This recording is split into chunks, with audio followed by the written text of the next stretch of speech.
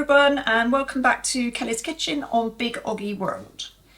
Today I'm going to save you a lot of work, and you know that this is the build up to Christmas. This is probably one of the biggest things on Christmas Day that certainly causes me stress, I'd say. So this year I'm looking to save myself as much time as possible and to chill out a bit more, because I just find Christmas Day constantly on the go, one thing after another.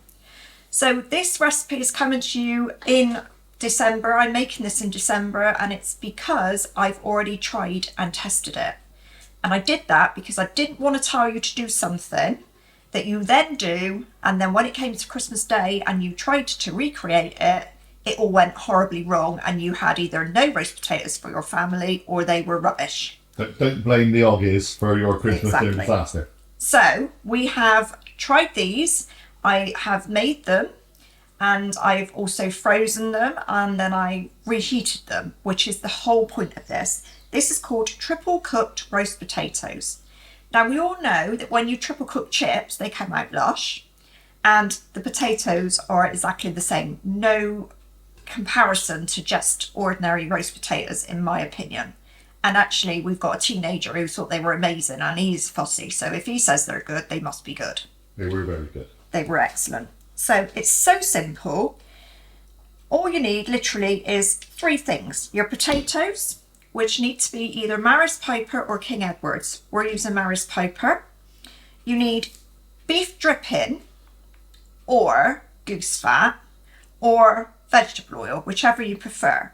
But let's be fair, oil at the moment is very expensive and goose fat is ridiculous. So unless you've got a goose and therefore kept the fat, I used dripping last time and it was brilliant. Okay. Can I also just say that although this isn't a Heston Blumenthal recipe, I was watching various recipes over Christmas. One of the things he does recommend on his roast potatoes is beef dripping. Yeah. Or lard. It's one of those things. Yeah. Because they actually help make things crispy. So absolutely. If he says it as well, and Magdalene says it, and you say it, it's got to be right. It's got to be right. Absolutely. And let's be real.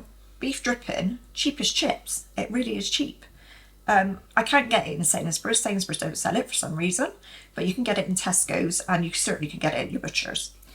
So all you're going to do is peel and cut up your potatoes. Now you want your potatoes to be not too small, because otherwise you'll just lose them anyway. So these are sort of that sort of size.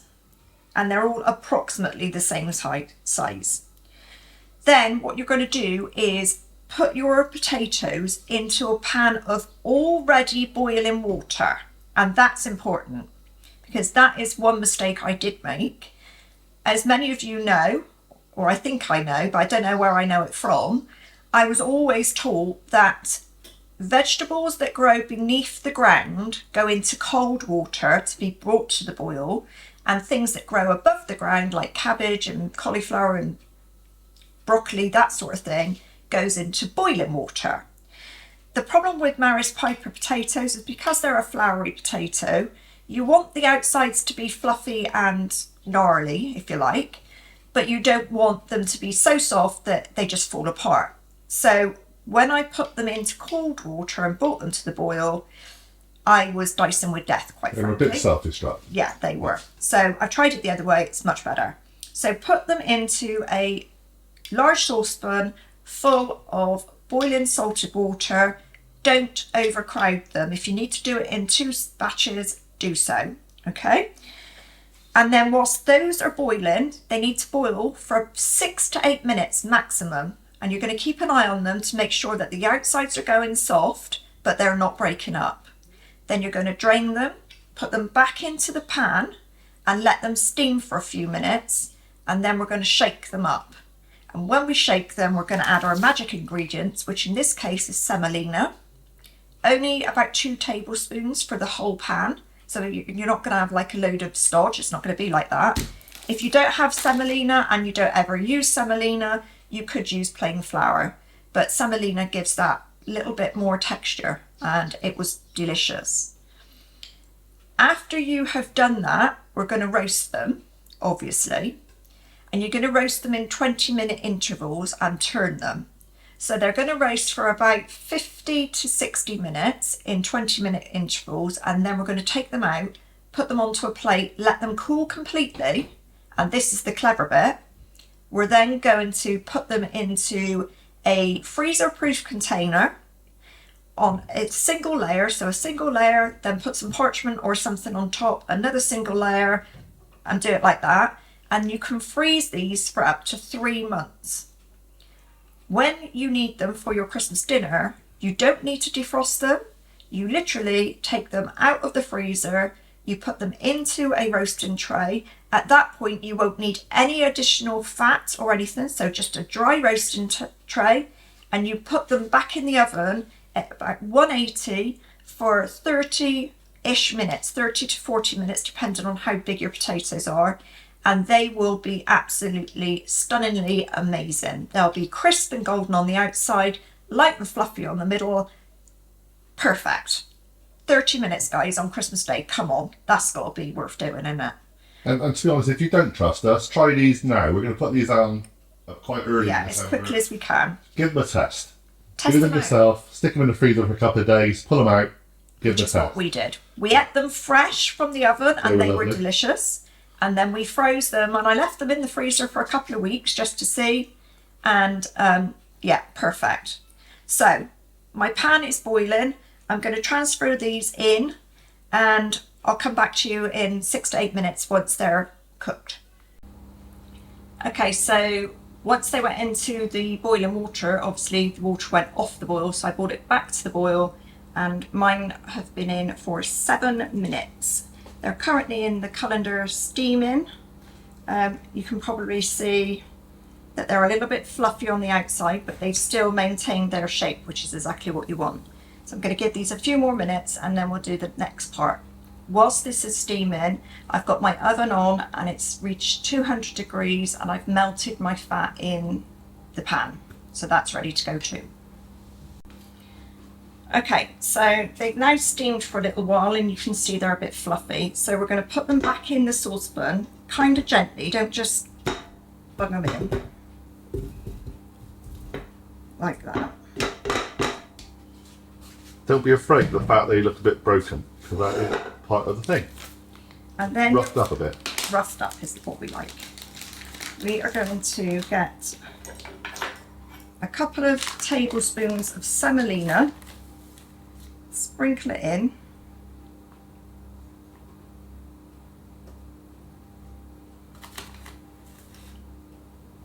There we go. Put this clip on before I knock it over and there's semolina everywhere. A little cool device that is. Yep, Little little tip, perfect. clip. Then you put your lid on and you give them a shake. Now shaking them, obviously. There. Fluffy Look all shook up to me. all shook up. I knew there was a song now, but waiting for you to tempt that then. Right. So Now, what's next? now I'm going to get my roasting tin over with the hot oil in it. So this has just come out the oven. It's got some has. bits in it because we've already done some. Yeah, this is my second batch. Yep, so you can reusing the oil, nothing wrong with that. And in they go. Now I'm going to use tongs because it's easier. So what you want to do is you want to put your potatoes in and sort of coat them. Yeah, give a bit of a turn around in it first. And all these little bits you can see are going to be your lovely crispy bits. Don't panic about semolina, it really doesn't change anything. You can't, it's got no taste to it, and it just, it does a couple of things, I think. It adds to the texture. When you reheat these, you don't need to add any more oil to the pan when you put them in. So you put them in a dry pan, and I think that's because some of the fat that you're now cooking them in also sticks with the help of the semolina. So they're, in effect, they're self-basting potatoes. And I'm sure that's to do with the semolina.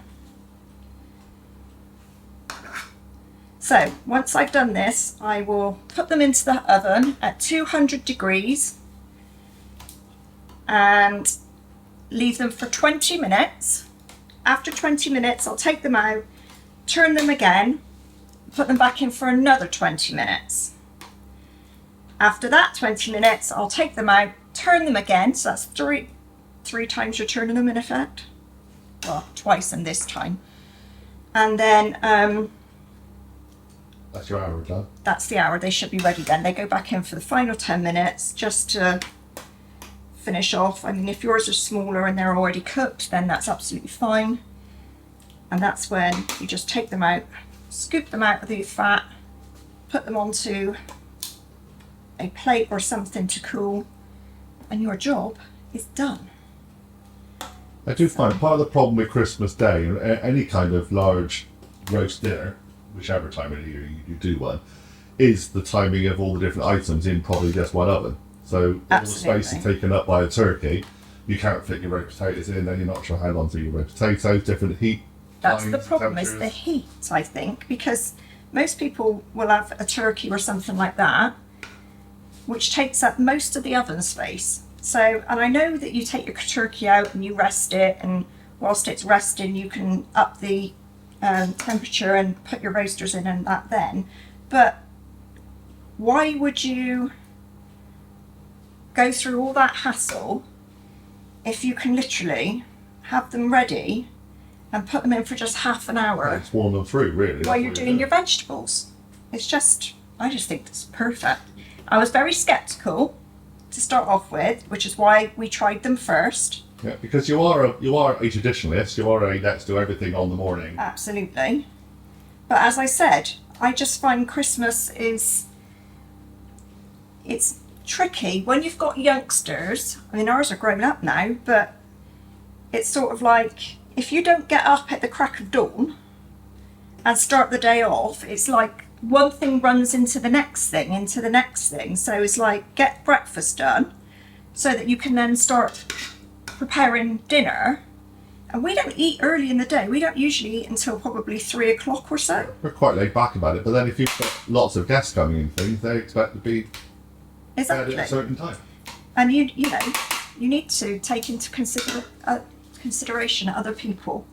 So right, these are going to go in now, and we'll be back probably after 40 minutes, so I would have turned them twice.